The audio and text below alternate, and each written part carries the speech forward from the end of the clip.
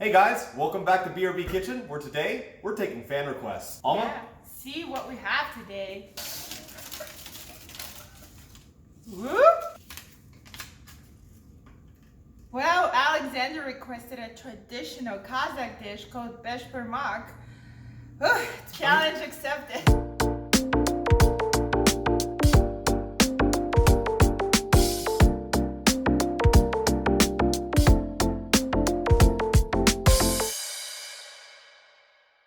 Alright guys, so before we begin, we actually had our first incident of fan mail, which is pretty awesome. It says to the Fritz right here. The Fritz. The Fritz. Does this mean though that we are now YouTube famous?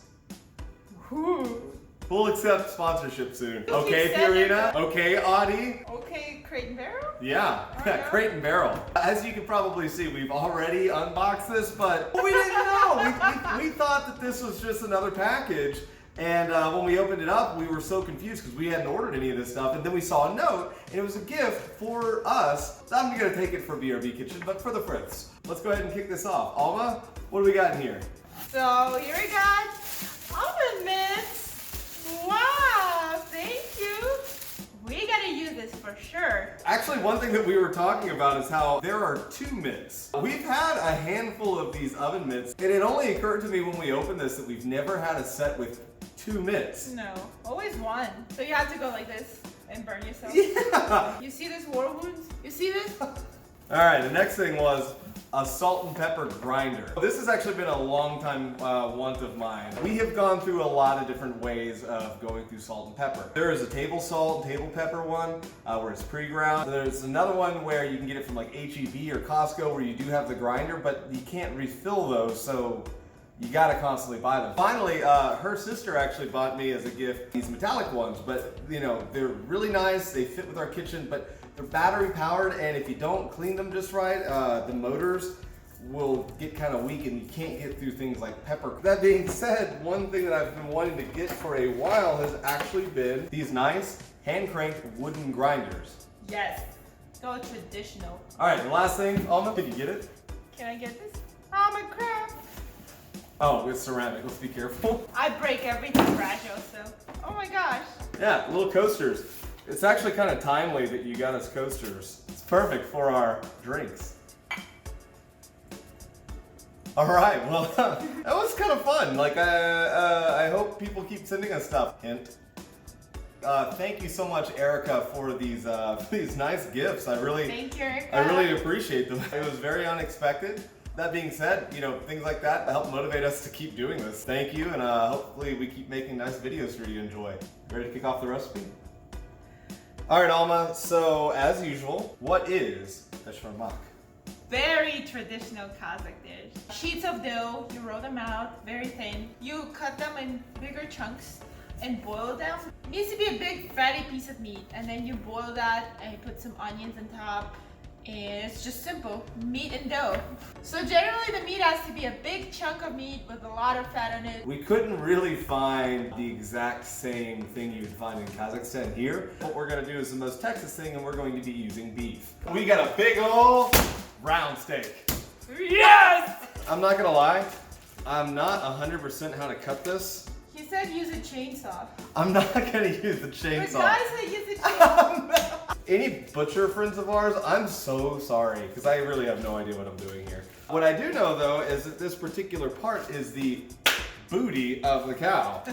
All right, so normally every time I've had Beshbarmak, we've put it in a humongous vat, and it's a ton of meat. Normally you invite like all of your friends and relatives, so it's like 30 people. This isn't an everyday meal. Yeah, I don't think we can finish. Yeah, Alma is saying that we need to leave it in big chunks. I'm saying that we should cut it into smaller ones. So what we're going to do is do both. Everything. So the next step is the boil. What I've seen is basically you throw the meat in and then you fill it up with enough water to cover it, right? Yeah. Yeah? We ended up actually using 10 cups. 10 cups covered that much meat. We're bad at measurements, can you tell? From there, basically add just 3 things. Some black peppercorns, some salt, and a bay leaf, because always a bay leaf. Always. Always. We added 2 bay leaves. 2 bay leaves and several tiny pieces. We're gonna bring it to a boil. Once it gets to a boil, reduce it, let it simmer, and then put the lid on top of it for it to basically cook for a long time. Yeah, like 3 hours or so. The next thing we're gonna do is go ahead and make some dough. The dough! There, so you get this much flour. I don't know how much that is. We have looked up a bunch of different ways on how to make this dough. Frankly, I don't know how much flour is the best amount. We use pretty much this entire thing of a mason jar, but the main thing you want to do is just make a nice little mound with a bed in it, and that's going to be where we start. There's only simple ingredients. You put 2 eggs. 1.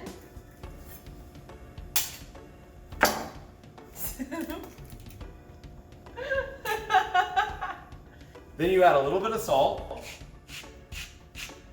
Mr. Ford. Mix up your eggs and work that dough. So now that we've done this, think that we added a little bit too much flour. Go ahead and start adding in your water. Squeaked for you. Did you? It's pretty well mixed. It's a little sticky still, so we're gonna add a little bit more flour. Just get it and roll it. So with that, actually, I think we're about good to go. Oh, that looks good. Yeah, that looks really good. You're going to go ahead and divide this in half.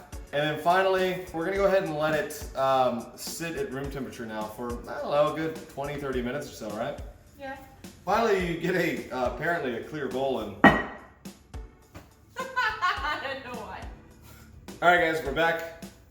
It has been now boiling for about 2 hours, which means it's probably a good time to go ahead and get started with the dough. Alma, what do we need to do first? Roll this out as thin as we can, not too thin though, so it wouldn't break or have any holes in the middle. Put some flour down and get your rolling pin.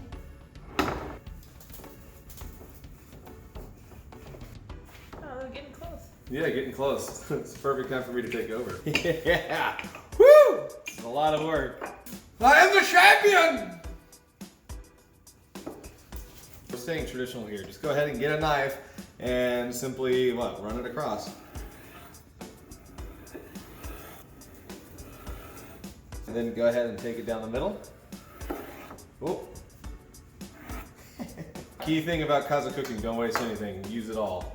One of the important steps here, when your boiling meat's gonna come out a little bit dry, the way to flavor that up is to add onions. Get your onions, keep it in pretty coarse type of slices like this, and then get a small saucepan. So Alma, what do you do next with this? So you get some of the broth out of that pan where you were boiling your meat. Use that broth, put about 2-3 ladles, yeah. 2-3 ladles. Enough to cover everything. And a lot of salt. Make this salty. Alma, what do you call this in Kazakh? It's called tuzdak in Kazakh. That's what salts everything up. Cool. Alright, so I ended up taking this actually 4 ladles full, but... Yeah, 4 ladles. Okay, so once that's in there, we go ahead and boil it, and salt.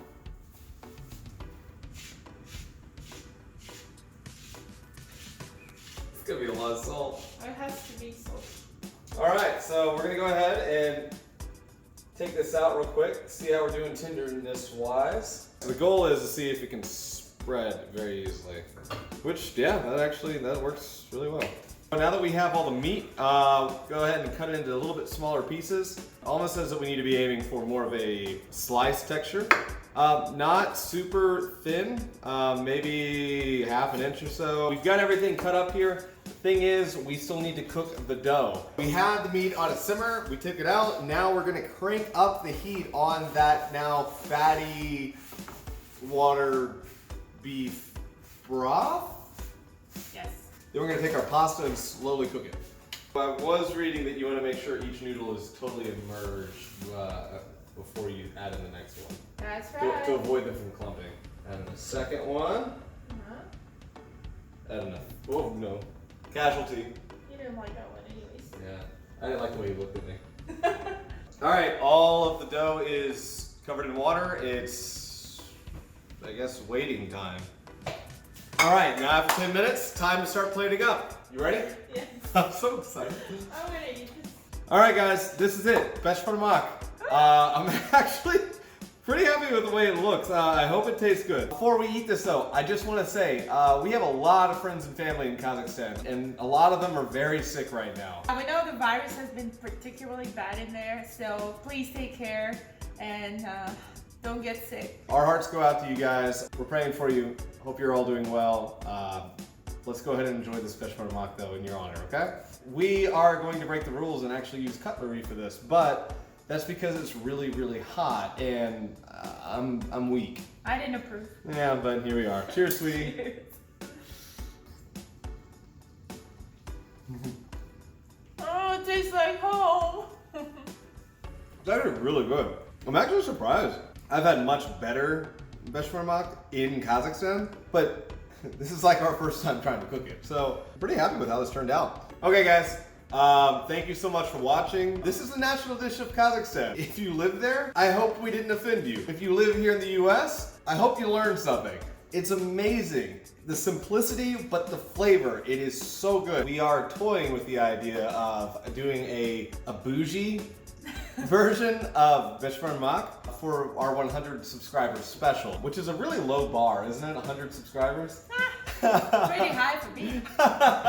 We didn't think anybody would watch. So yeah, if you have some friends, get them to subscribe. Anyway, thank you guys for watching. We'll see you next time at BRB Kitchen. Thank you, bye.